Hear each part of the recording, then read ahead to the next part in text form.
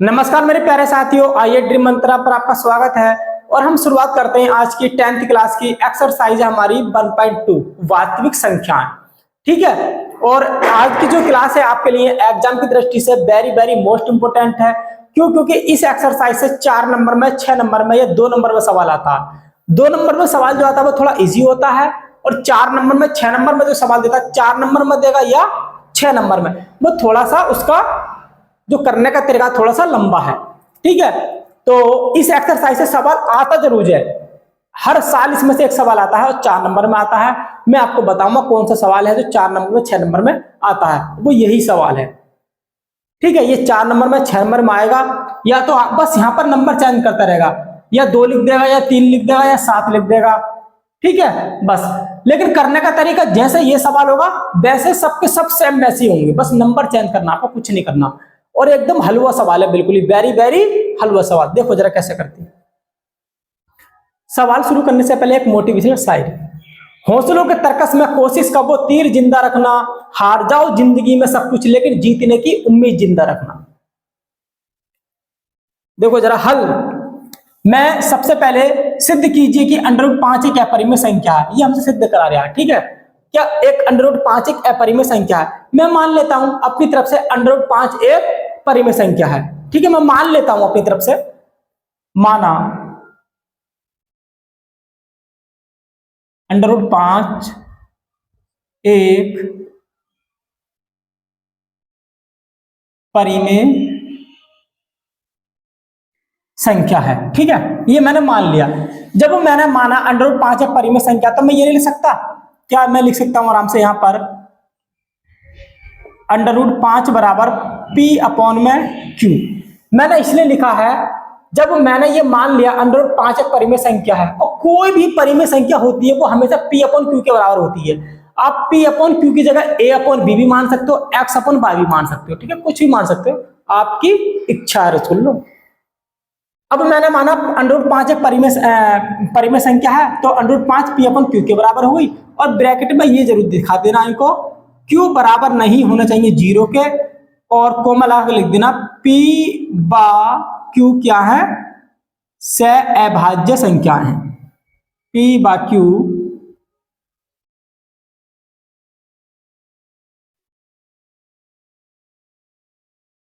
सहअभाज्य है। ठीक है। P/Q क्या? सहअभाज्य संख्या है। मतलब सहअभाज्य आप जानते हो, जिनका HCF क्या होता है? HCF या उभयनिष्ठ गुणनखंड एक कॉमन आता है, एक। ठीक है, उन्हें हम सहअभाज्य कहते हैं। और Q बराबर नहीं होना चाहिए 0 को। क्यों नहीं होना चाहिए? अगर आपने यहां पर Q की जगह 0 रख दिया, P/Q में 0 रख दिया, आप एक काम करना, किसी भी संख्या में अपने मोबाइल से 0 से किसी भी संख्या को भाग करो, 0 से किसी भी संख्या को आप भाग कर दो, तो समझ लो मोबाइल जो है ना, इसकी भाग ही नहीं कर पाएगा, गणना ही नहीं कर पाएगा मोबाइल। जब मोबाइल गणना नहीं कर पाएगा तो हम कैसे कर लेंगे बताइए? यहां पर कैसे रख सकते हैं हम Q बराबर 0? 0 तो कभी भी किसी संख्या में भाग कर नहीं पाएगा। ठीक है, तो इसको आप रेस कर दीजिए, और ये आपको समझाना बहुत जरूरी था। ये हो गया। अब मैं क्या करता हूं, इन दोनों संख्याओं के ओर क्या कर देता हूं? वर्ग कर देता हूं। लिख दो, दोनों ओर वर्ग करने पर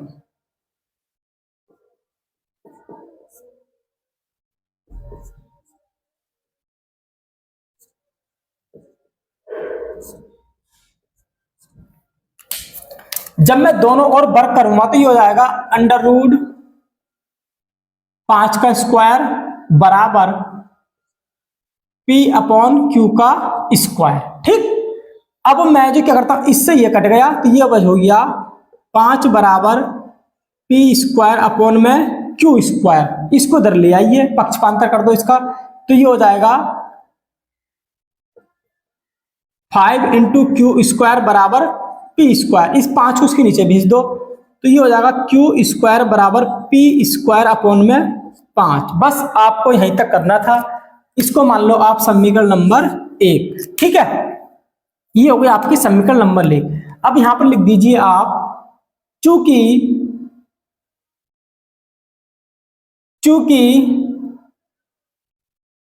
Q एक पूर्णांक है।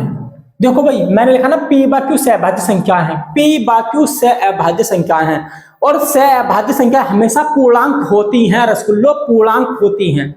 तो मैं वही तो लिख रहा हूं, Q एक पूर्णांक है, मैंने लिख दिया Q जो है क्या है, एक पूर्णांक है। तब क्या होगा, तब ये होगा भाई क्या Q स्क्वायर भी एक पूर्णांक होगा, भी एक पूर्णांक होगा। ठीक है, Q एक पूर्णांक है तब Q स्क्वायर भी एक पूर्णांक होगा। इसका मतलब जो Q एक पूर्णांक है तो Q स्क्वायर भी पूर्णांक होगा। तो ये दोनों क्या दे रखे, बराबर दे रखे, तो ये भी पूर्णांक होगा, होगा नहीं होगा, सही है। चलो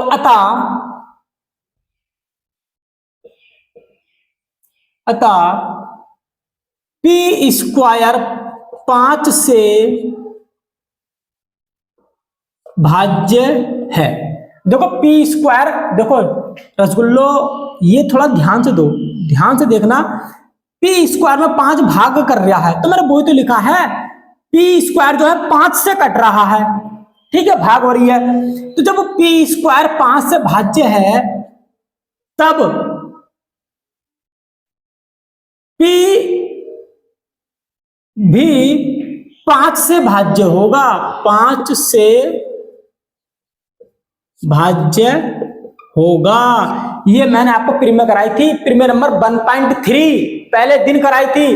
अगर ए स्क्वायर 2 से भाज्य है, ठीक है, तो ए भी 2 से भाज्य होगा, मैंने लिखाई थी आपको उसमें, ठीक है, प्रीमियर में देख लेना आप, वही तो है ये, उस प्रीमियर का यूज करके ही मैंने ये लिखा है, अपनी तरफ से नहीं लिखा, क्योंकि सवाल वालों ने प्रीमियर में दे रखा है। आप ऐसे लिख सकते हो, जब कोई भी किसी भी पूर्णांक का स्क्वायर किसी नंबर से पूर्णांक से कट रहा है तो वो उसका स्क्वायर हटाने के बाद भी वो उसी संख्या से कटेगा या भाज्य होगा। समझ में आ गई आपके यहां? तो मैं लिख सकता हूं अतः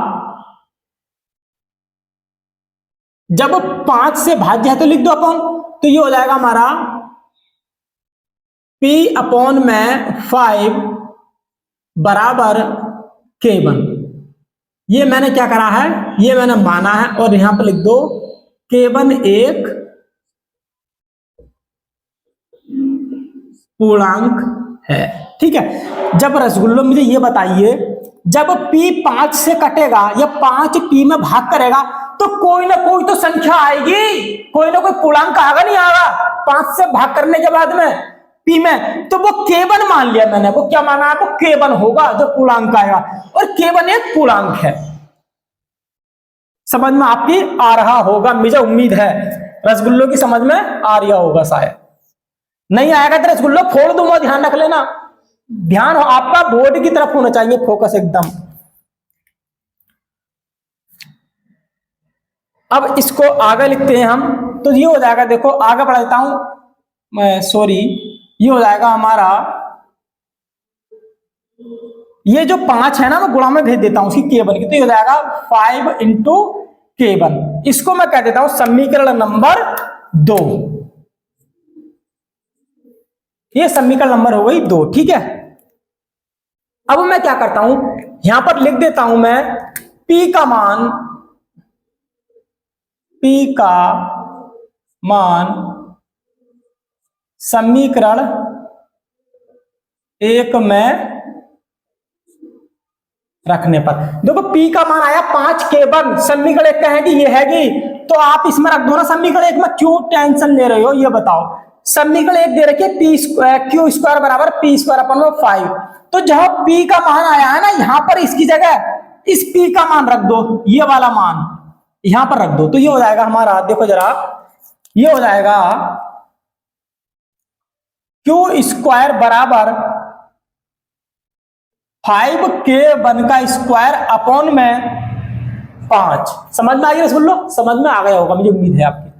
और बराबर 25 अपॉन में K1 स्क्वायर, ये जो स्क्वायर है वो 5 के ऊपर भी है, K1 के ऊपर भी है, तो मैंने खोल दिया इसको, तो 25 हो जाएगा, K1 का स्क्वायर ये हो जाएगा, ठीक है, अपॉन में 5 ये कट गया 5 25, तो ये आ गया हमारा क्यू स्क्वायर बराबर 5k1 स्क्वायर।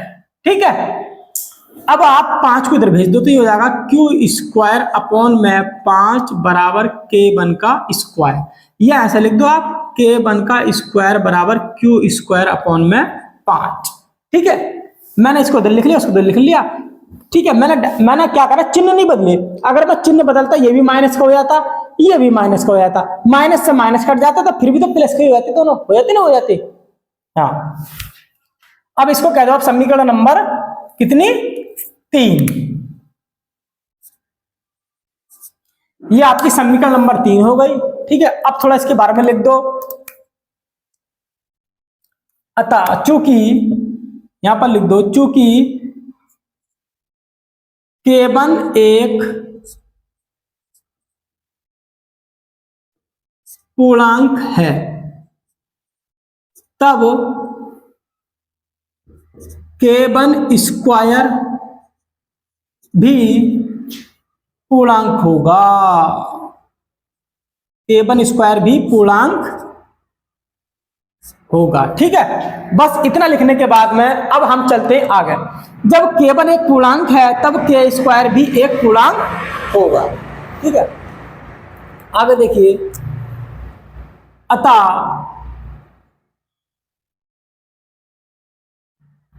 क्यू स्क्वायर 5 से क्या है, भाज्य है। जब क्यू स्क्वायर 5 से भाज्य है तो रसगुल्लो क्यू भी 5 से भाज्य होगा। ये मैंने प्रीमियर करवाई थी 1.3 में, दे रखा सब कुछ, लिख दो। अतः क्यू भी 5 से विभाजित होगा या भाज्य होगा, बात एक ही है, होगा। ठीक है, जब क्यू भी 5 से विभाजित होगा तो लिख दो ना, क्यों टेंशन ले रहे हो। तो ये हो जाएगा हमारा, अतः यहां पर हो जाएगा हमारा, थोड़ा सा ये लाइन इधर को खींच लो आप हल्की सी,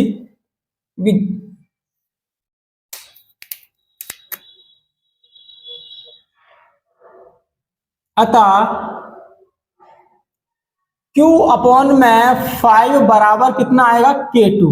ये मैंने क्या करा है, माना है, और यहां पर लिख दो K2 एक पूर्णांक है।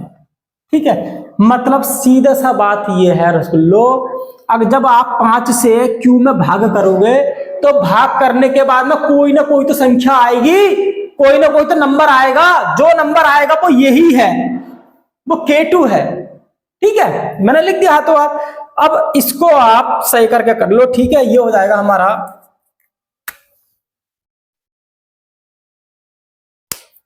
ये हो जाएगा बच्चों। मैं क्या करता हूं, इस 5 को K2 के गुणा में भेज देता हूं, तो ये हो जाएगा हमारा Q बराबर 5K2 हो जाएगा। ठीक है, ये हो गई हमारी समीकरण नंबर कितनी, 4। ये हो गई हमारी समीकरण नंबर कितनी हो गई, 4 हो गई। ठीक, बस आगे समीकरण नहीं बनानी, बस यहीं तक हमें करना था, ताकि मैं ये देखूं इनमें उभयनिष्ठ गुणनखंड क्या आ रहा है।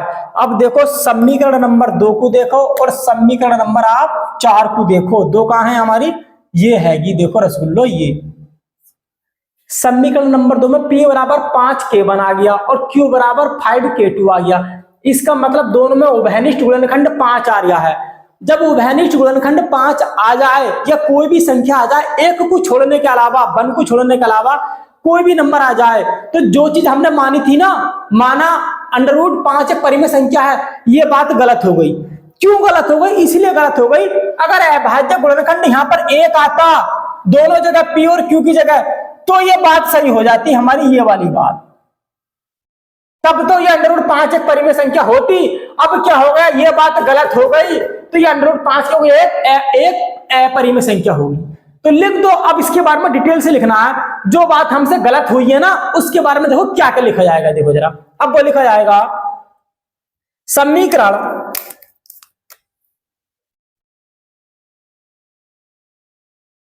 समीकरण 2/4 से, समीकरण 2/4 से P/Q का उभयनिष्ठ गुणनखंड, उभयनिष्ठ गुणनखंड क्या है? 5 है। समीकरण 2/4 से P/Q का उभयनिष्ठ गुणनखंड क्या है? 5 है, जो कि 1 होना चाहिए था। 1 हो जाता ना तो जो मैंने माना ना परिमेय संख्या, तो मैं उसको परिमेय संख्या सत्यापित कर देता, लेकिन उभयनिष्ठ गुणनखंड 5 आ गया। यही तो गलती होगी सबसे बड़ी रसगुल्लो। देखो जरा, 5 है, अतः P/Q सहभाज्य नहीं है, अभाज्य नहीं है। देखो भाई, P/Q सहभाज्य नहीं है। अब क्यों नहीं है? क्योंकि इनका उभयनिष्ठ गुणनखंड कितना आ गया? 5 आ गया, जो कि 1 आता तो ये सहभाज्य हो जाती। समझ में आ गया? हाँ, अतः P/Q सहभाज्य नहीं है, अतः ये हमारे पूर्व कथन का विरोधाभास है। लिख दो, अतः ये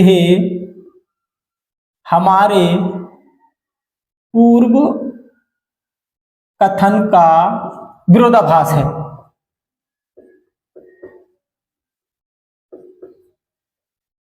विरोधाभास है, मैंने ये लिखा ना, अतः यह हमारे पूर्व कथन का विरोधाभास है। अंग्रेजों, मैंने ये जो माना था ना, माना √5 एक परिमेय संख्या है, ये जो कथन है इसी को कथन बोला गया है। ये कथन, इसी को क्या बोला गया है? कथन बोला गया है इसको। तो ये जो कथन है, मैंने माना था ना √5 एक परिमेय संख्या है, तो ये कथन गलत हो गया, इसका विरोध हो गया, मतलब इसका ये विरोध हो गया। विरोधाभास का मतलब बोलते हैं जो आपने माना था आप वो सत्यापित नहीं कर पाए, दूसरी चीज सत्यापित हो गई। मतलब हमने माना √5 एक परिमेय संख्या है, वो सत्यापित नहीं कर पाए हम, वो अपरिमेय सत्यापित हो रही है। तो यही तो विरोधाभास। अतः ये हमारे पूर्व कथन का विरोधाभास है। क्या विरोधाभास है?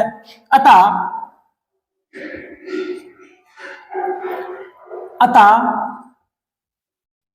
हमारी कल्पना, ये कल्पना भी पीछे नहीं छोड़ेगी भैया, ध्यान रखियो रसगुल्लो। हमारी कल्पना क्या हो गई?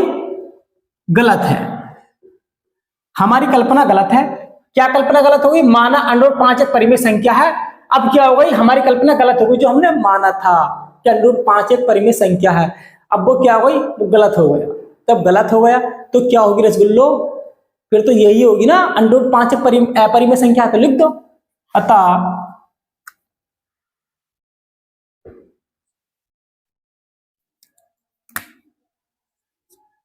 √5 एक अपरिमेय संख्या है। This is answer. आप इसका स्क्रीनशॉट लीजिए, करिए, ठीक है।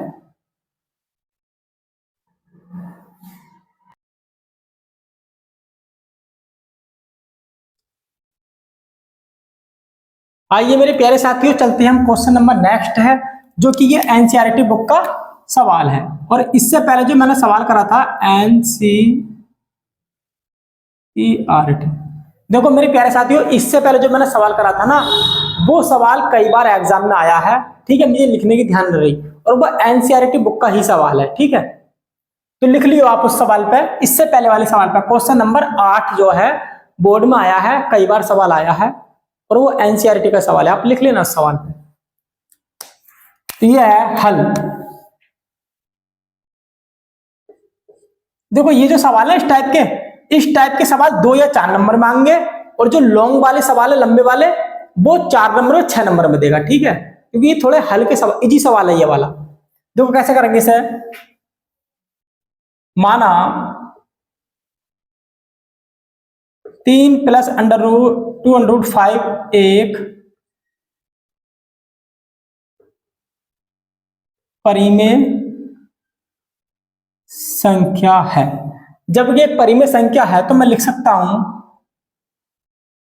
3 प्लस का 2 अंडर रूट 5 बराबर P अपॉन में Q।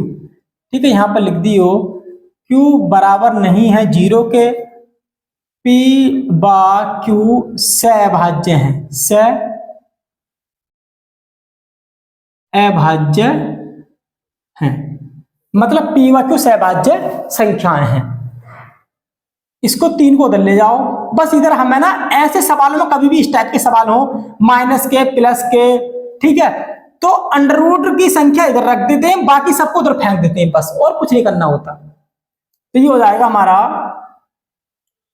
2 अंडर रूट 5 बराबर P अपॉन में Q माइनस का 3। इसके नीचे 1 मान लो, एलसीएम ले लो, तो ये हो जाएगा हमारा, मैंने Q एलसीएम ले लिया। देखो Q से Q एक बार कट गया, एक बार डिवाइड चली गई, और 1 की गुणा P में करोगे तो P का ना P आ जाएगा, और माइनस का 1 से Q बार कट गया। अब Q की मल्टीपल करोगे 3 में तो 3Q आ जाएगा। ठीक है, ध्यान रखना इस चीज का। अब ये हो गया हमारा 2 अंडर रूट 5। ये 2 जो है ना, ये 2 इसकी गुणा में पहुंच जाएगा Q की, या मैं कहूं 2 इसकी भाग में पहुंच जाएगा, इसकी भाग में 2 आ जाएगा। तो ये हो जाएगा अंडर रूट 5 बराबर P माइनस का 3Q अपॉन में 2Q। ठीक है, ये समझ में आ गया होगा आपका। बस इसको आप मान लीजिए समीकरण नंबर कितनी 1। समीकरण नंबर 1 मानने के बाद अब लिख दीजिए आप, चूंकि P बा Q एक पूर्णांक है। पूर्णांक क्यों है? क्योंकि P बा Q सहभाज्य संख्याएं हैं, और सहभाज्य संख्याएं कोई भी हो x y z वो पूर्णांक होती है। क्या होती है? वो पूर्णांक होती है। जो मैंने माना था ना P बा Q सहभाज्य संख्याएं हैं, तो सहभाज्य संख्या हमेशा पूर्णांक होती है। तो मैंने वो तो चीज लिखी है, P बा Q एक पूर्णांक है। ठीक है, ये इसलिए लिखना पड़ता है क्योंकि ताकि हम ये बता दें कि ये परिमेय बन रही है या अपरिमेय बन रही है। मतलब ये जो है परिमेय बन रही है, अपरिमेय संख्या बन रही है, इसीलिए हमें लिखना पड़ता है P बा Q एक पूर्णांक है। जब ये पूर्णांक होगा P बा Q, और किसी पूर्णांक में से किसी भी संख्या से गुणा करने के बाद घटाएंगे तो पूर्णांक आएगा, और किसी भी पूर्णांक में किसी पूर्णांक से गुणा करेंगे तो भी पूर्णांक आएगा। ऊपर पूर्णांक नीचे पूर्णांक, तो इसका मतलब क्या बन जाएगी? परिमेय संख्या बन जाएगी। इसलिए लिखना पड़ता है, समझ गया आप? दिखाना पड़ता है आपको। तो लिख दो अतः P माइनस का 3Q भी पूर्णांक होगा, भी पूर्णांक होगा। मतलब अगर मैं किसी भी पूर्णांक में से किसी संख्या से पूर्णांक में गुणा करने के बाद में उनको घटाता हूं तो पूर्णांक मिलेगा। तो यही तो लिखा मैंने, अतः P माइनस का 3Q भी एक पूर्णांक होगा। ठीक है, और लिख दो अतः P माइनस का 3Q अपॉन में 2Q। देखो भाई, जब ये पूर्णांक है, ये पूर्णांक बन गया तो 2Q भी पूर्णांक होगा। क्यों होगा? क्योंकि किसी भी पूर्णांक में जब 2 से गुणा करोगे तो पूर्णांक ही आएगा। तो लिख दो अतः P माइनस का 2Q अपॉन में 2Q, P माइनस का 3Q अपॉन में 2Q एक परिमेय संख्या होगी, एक परिमेय संख्या होगी। परिमेय संख्या भाई परिमेय बन गई। ये क्यों बन गई? क्योंकि किसी पूर्णांक में किसी संख्या से गुणा करने के बाद में उसको घटाओगे तो पूर्णांक मिलेगा। ऊपर भी पूर्णांक हो गया, नीचे भी पूर्णांक हो गया, तो फिर क्या हो गई? परिमेय संख्या हो गई। क्योंकि पूर्णांक, जितने भी पूर्णांक है वो सब परिमेय संख्या होती है, तो वही परिमेय बन गई। इसमें तो सोचने की बात ही नहीं है कुछ भी। यहां पर लिख दो आप परंतु, यहां पर लिख दो अतः, परंतु लिख दो, परंतु समीकरण 1 से, समीकरण 1 से क्या भाई? ये तो हमने परिमेय संख्या सत्यापित कर दी। देखो ये हो गया, परिमेय संख्या बन रही है। लेकिन ये क्या है? परिमेय है। क्या परिमेय अपरिमेय दोनों बराबर हो सकती हैं? रसगुल्लो कभी नहीं हो सकती। तो लिख दो परंतु समीकरण 1 से P माइनस का 3Q अपॉन में 2Q बराबर अंडर रूट 5 है, बराबर अंडर रूट 5, जो कि दोनों बराबर नहीं होंगी। ठीक है, क्यों नहीं होंगी? लिख दो इसको आप ये इसलिए नहीं होंगी क्योंकि अंडर रूट 5 एक क्या है, अंडर रूट 5 एक अपरिमेय संख्या है, अपरिमेय। इसको आप काट दो तो अच्छा रहेगा, ठीक है। अंडर रूट 5 एक अपरिमेय संख्या है, ठीक है। देखो परंतु समीकरण 1 से P/3Q क्यू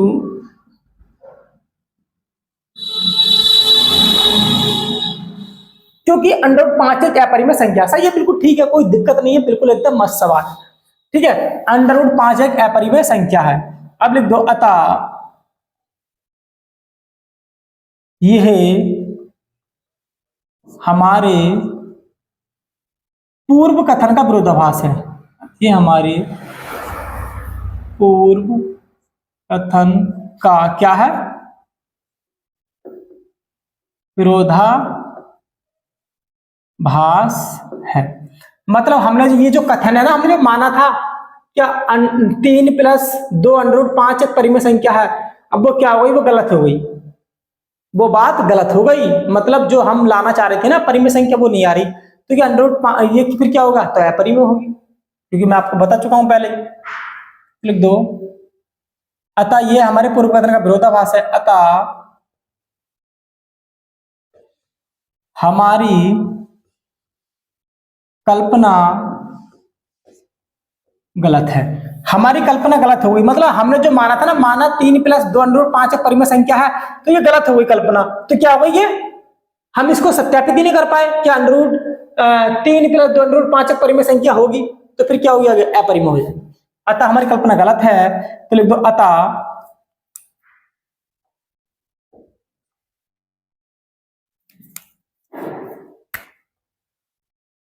तीन प्लस का 2 अंडर रूट 5 एक अपरिमेय संख्या है, अपरिमेय संख्या है। बस यही इसका आंसर है, आप स्क्रीनशॉट लीजिए। चलते हैं फिर नेक्स्ट सवाल की ओर।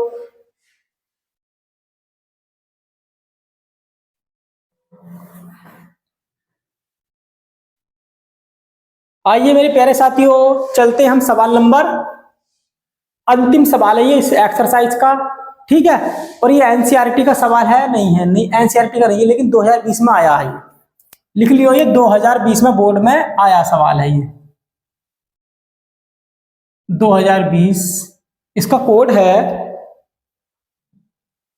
MZ। उत्तर प्रदेश के 2020 के एग्जाम में आया है ये, यूपी बोर्ड हाई स्कूल में MZ कोड है। MZ जो होता है किसी जिले का कोड है ये, ठीक है, उस जिले में ये पेपर में सवाल रखा गया था। चलो देखो इसका हम करते हैं हम हल।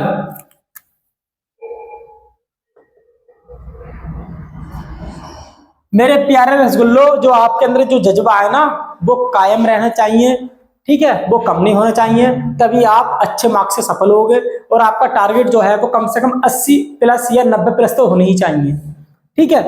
और जितना आप बड़ा सा बड़ा सोच सकते हो, इतना बड़ा सा बड़ा सोचो, और अपने लक्ष्य के पीछे हाथ धो के नहीं, नहा धो के पीछे पड़ जाइए। आप ज्यादा नहीं, 2 साल में, 4 साल में, 5 साल में आप अपने टारगेट को पूरा कर लोगे। जब आपका टारगेट पूरा हो जाएगा तो समझ लेना आपके दरवाजे के आगे डीजे बज गया।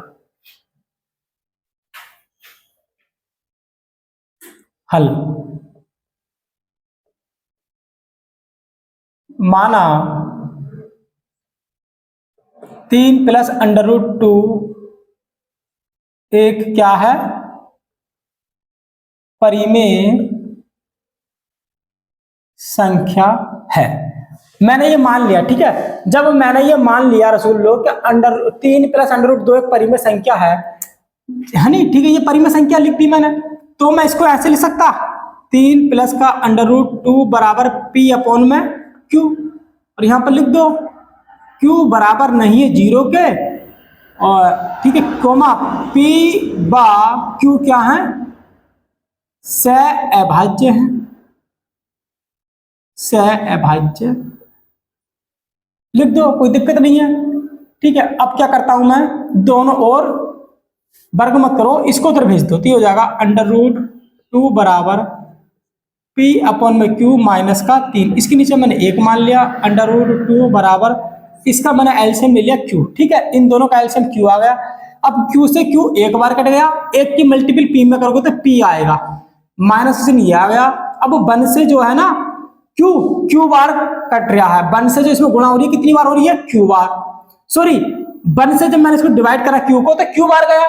अब क्यू की मल्टीपल 3 में करोगे तो 3 क्यू आएगा, ये आ गया। ठीक है, बस इतना ही चाहिए था मुझे। इसको लिख दो आप समीकरण नंबर 1। ये हमारी समीकरण नंबर 1 हो गई। यहां पर लिख दो चूंकि P बाय Q एक पूर्णांक है, अतः P माइनस का 3Q भी एक क्या होगा, पूर्णांक होगा। अतः जब P माइनस का 3Q एक पूर्णांक हो गया तो ये तो पूर्णांक हो गया पूरा, ये भी पूर्णांक है, तो ये पूरी क्या हो गई है, परिमेय संख्या हो गई। लिख दो अतः P माइनस का 3Q अपॉन में Q एक परिमेय संख्या होगी, परिमेय संख्या होगी। परिमेय संख्या होगी नहीं होगी, ठीक है, तो लिख दो यहां से, इसको लाइन खींच लो जरा, ये हो जाएगा। परंतु समीकरण 1 से लिख दो, परंतु समीकरण 1 से देखो जरा, समीकरण 1 जो दे रखी है ना, ये तो परिमेय है, ये अपरिमेय है, कि दोनों बराबर हो जाएंगे परिमेय अपरिमेय, कभी नहीं हो सकते, तो वही चीज लिखनी है हमें। ठीक है, परंतु समीकरण 1 से, समीकरण 1 से क्या है, P माइनस का 3Q अपॉन में Q बराबर नहीं होगा √5 के, क्योंकि √5 एक क्या है,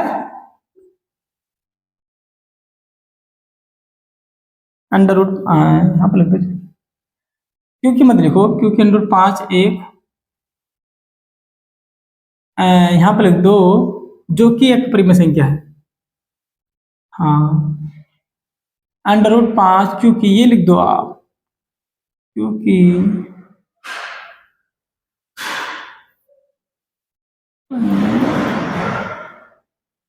जो कि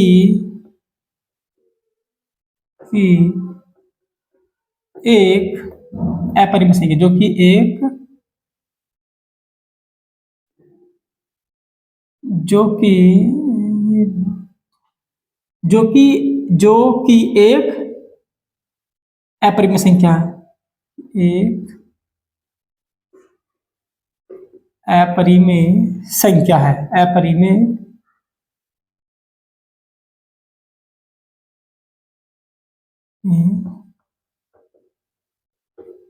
संख्या है। ठीक है, फिर लिख दो आप अतः यह हमारे पूर्व कथन का विरोधाभास, ये भा है। ठीक है, विरोधाभास है, अतः हमारी कल्पना गलत हो गई, कल्पना गलत है। अतः कितना दे रखा, 3 प्लस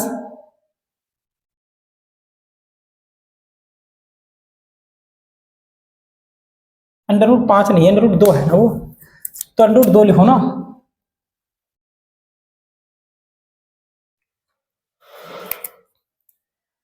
अतः 3 प्लस √2 एक अपरिमेय संख्या है, स्क्रीनशॉट लीजिए, करिए आप इसको।